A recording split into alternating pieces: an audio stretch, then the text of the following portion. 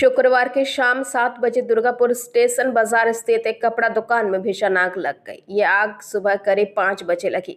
सबसे पहले स्थानीय लोगों ने दुकान से धुआं निकलते देखा तो उन्होंने कोकोवन पुलिस स्टेशन को इसकी सूचना दी, जिसके बाद दमकल कर्मियों को सूचित किया गया। बताया जाता है कि फायर ब्रिगेड को सुबह 5:30 बजे सूचना दी गई और करीब 1.5 घंटे बाद फायर ब्रिगेड मौके पर पहुंची, जिससे दहशत बढ़ गई और दुकान के सामने का सारा सामान जलकर राख हो गया।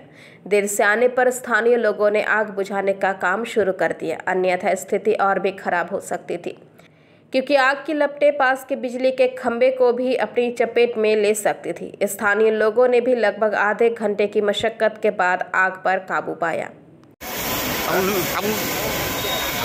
ভোরবেলার দিকেই লেগেছে, মানে আধা ঘন্টা বা 1 ঘন্টা হয়ে লেগেছে, কিন্তু আমরা ফায়ারকে ফোন করেছি অনেক আগর থেকে, কোনো ফায়ার কোনো মানে রেসপন্সই নেই। সিপিএলকে ফোন করে লাইন বাপ করে সেটা আমরা অনেক আগুনটা কি থেকে লেগেছে মনে হচ্ছে?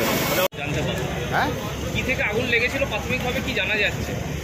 প্রাথমিকভাবে জানা যাচ্ছে বলতে যেটা খবর আছে যে ইলেকট্রিক শর্ট সার্কিট থেকে হয়েছে। আমরা মানে আমাদের কাছে খবরটাকে সেটা আমরা বলছি। ধন্যবাদ। আমি হ্যাঁ ঠিক আছে। দমকলের কটা ইঞ্জিন আছে? দমকলের একটা ইঞ্জিন। একটা অভিযোগ আসছে, যেটা একটা অভিযোগ আসছে যে যখনই জানতে পেরেছেন সঙ্গে সঙ্গে ওনারা এসেছিলেন। এখানকার যারা ব্যবসা সমিতির যারা ছিলেন বা যারা এখানে প্রথমে দেখেছে, তারা ফোনে প্রথমে যোগাযোগটা করতে পারেনি, যে কোনো কারণেই হোক, মানে ফায়ার ব্রিগেডের ফোন ধরা যায়নি। তারপর যাদের কাছে পার্সোনাল নাম্বার ছিল তারা বলার সঙ্গে সঙ্গে ওরা সিটি সেন্টার থেকে আসতে যেটুকুনি সময় লাগে মিনিট 20-25 লেগেছে। সুতরাং অ্যাজ সেরকম কিছু ব্যাপার নয়, ফোনে পাওয়া যায়নি, ওনাদের ফোনটা কোনো কারণে হয়তো আমরা ধরতে পারি, সেটা হয়েছে। যে বিশাল কিছু হয়তো ওরা এসে তো কন্ট্রোল করেছে ব্যাপারটা, এমন তো নয় যে ওরা কন্ট্রোল করতে পারেনি। ফায়ার ব্রিগেডই কন্ট্রোল করেছে আমাদের প্রাথমিকভাবে, যেটুকু আমাদের এখানকার ছেলেদের। একটা অভিযোগ ছিল যে দেরিতে। হ্যাঁ, ব্যবসায়ীদের অভিযোগটা দেরিতে আসার কথা, দেরিতে এসেছে নয়, দেরিতে খবরটা দেওয়া গেছে। এই কারণে যে দেরিতে খবরটা দেওয়া গেছে।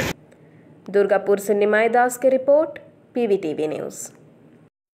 नियमित अपडेट एवं दुनिया भर की ताज़ा खबरों के लिए हमारे फेसबुक पेज को फॉलो एवं यूट्यूब चैनल को सब्सक्राइब करें।